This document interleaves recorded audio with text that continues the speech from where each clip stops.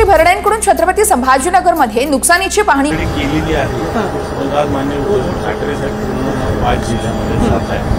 त्याच्यानंतर वेगवेगळ्या पद्धतीचं नुकसान झालेलं आहे, शेतीचं नुकसान झालेलं आहे, मालमत्तेचं नुकसान झालेलं आहे आणि या सगळ्या नुकसानाचा आढावा मला वाटतं सरकारने काही घोषणा केली, याच्या आधीच्या घोषणांचं काय झालं हे पण सगळं बघावं लागतं। कारण NDRF, SDRF याचे निकष पाहायला गेले तर म्हणजे आउट ऑफ शेतकऱ्यांना मदतीची आवश्यकता।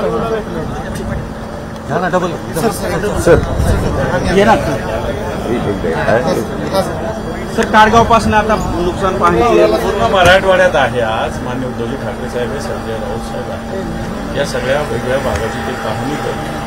सरकारने ज्या घोषणा केल्या आहेत, मागच्या काळाच्या घोषणेचं काय झालं, कारण अतिवृष्टी आता होत असताना मागच्या वर्षात अतिवृष्टीचं अनुदान अजून मिळालं नाही, अशा प्रकारचं पूर्ण डिटेल्स आमच्याकडे आहे।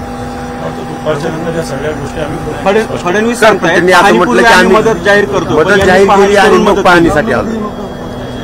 पाहणीपूर्वी आम्ही मदत जाहीर करतोय। जाहीर करणं आणि मिळणं याच्यात फरक आहे। टंचाई म्हणजे दुष्काळ असं म्हणतात, टंचाई म्हणजे दुष्काळ आहे म्हणतात। आता राजकीय काही बोलण्यापेक्षा एकदा शेतकऱ्यांची स्थिती झाली पण आहे का दुष्काळ? टंचाई म्हणजे दुष्काळ टंचाई दुष्काळ आहे का? ओला दुष्काळ संज्ञा नाही, दुष्काळ नावाची संज्ञा आहे। ओला दुष्काळ नावाचा असं कोणत्याही प्रकारचं कन्सेप्ट नाही, ठीक आहे, पण जो दुष्काळ ओला दुष्काळ म्हणतात तो दुष्काळ म्हणून तसेच त्यांनी मला वाटतं ते काही चुकवले असं मला नाही वाटत। टंचाईच आहे, टंचाई म्हणजे वेगवेगळ्या विषयाची टंचाई असू शकते। करतय आमदार रोहित पवारांची सरकारवर